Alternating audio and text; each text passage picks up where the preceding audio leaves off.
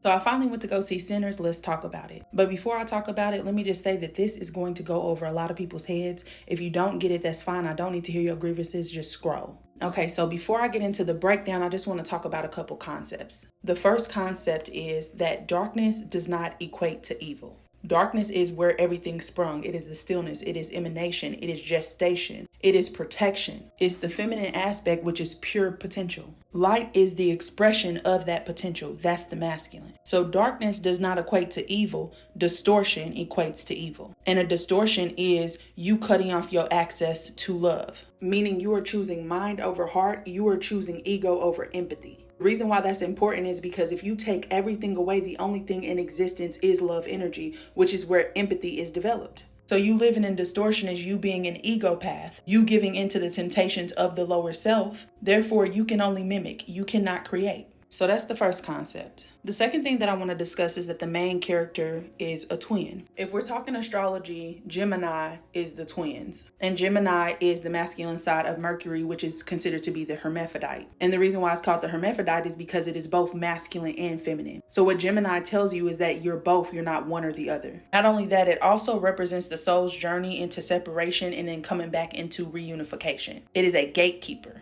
So that's the second concept. The third concept is probably where I'm going to lose some of y'all. Singing is not just a form of entertainment. In ancient civilizations like Atlantis, which y'all might not believe that Atlantis exists because you've only heard about it in Plato's writing. That's because of colonization. But Atlantis was a frequency and it spanned over more than just one place. It wasn't just physical. It was across 5 harmonics. It was celestial. It was oceanic. It was a lot more than just a physical thing. It was a vibration that we all were existing at, which was a part of the rose grid.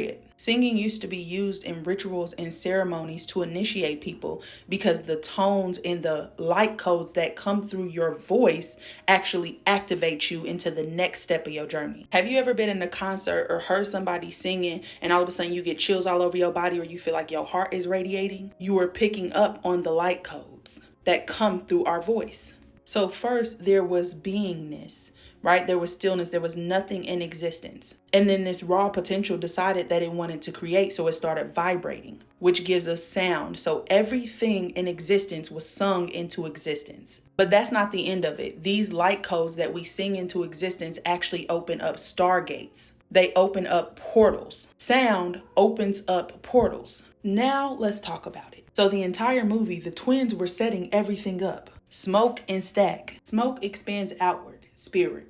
Stack is compiled, matter. Smoke was the twin who was very analytical. He was about the money. He was about logic. Y'all remember that part of the movie where Stack says he has no vision? He is the creator. He's the one who came up with the idea, the concept. He uses his imagination, the feminine, material. The entire movie, they setting everything up and they're the gatekeepers, the people who are standing at the gate. You cannot come in here unless you talk to them too. They work together the entire movie. So the analytical one, Smoke, lost his brother, and what did he do immediately after? He went to war. He self-sabotaged. He died in that war. Now his brother at the end of the movie was both. He was the devil and he was also still himself. He just integrated the two. Okay, that's what I got to say about that part. Now the villain in the movie the entire time was looking for the soul singer, the one who was singing the blues, alchemizing his pain into something beautiful through song, which is an expression of the soul. To sing the blues, you have to be connected to the heart chakra. You have to be feeling.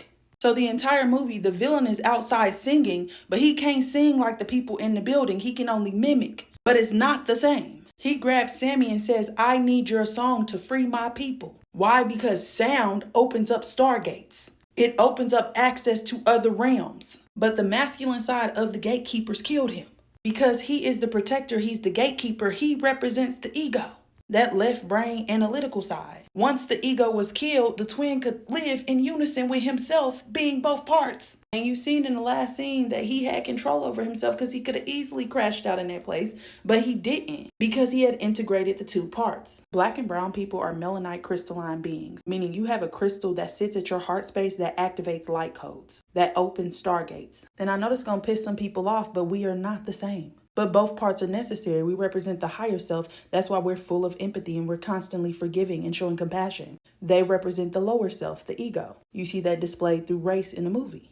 hatred, greed, narcissism. So what do I think about the movie? I think it's a beautiful display of duality, of separation and reunification, of the convergence of the dark and the light, signaling to us that if we want to come into balance with ourselves, we have to understand that we're both, and we also have to release our attachment to the people around us, because it's an internal journey. At the end of the movie, you see the brother and his divine feminine, the divine masculine, divine feminine, living in unison with full control over themselves. So not only did it discuss it on a microcosmic level, it also discussed it on a macrocosmic level. I think it was brilliant. I think it was genius. And I wonder if he thought about any of this while he was creating it, because that feels like soul recall. Sometimes we don't know why we're doing what we're doing because we don't necessarily have access to our memories. But the other thing that I thought was interesting in this movie was the use of vampires, because vampires cannot exist in the daylight, meaning that once you bring light to a distortion or an illusion, it disintegrates, it disappears, which we see right now with our government and the fear-mongering. A lot of us have unplugged, specifically Black people. We're no longer feeding into the fear. We're no longer feeding into the distortion. So it falls apart,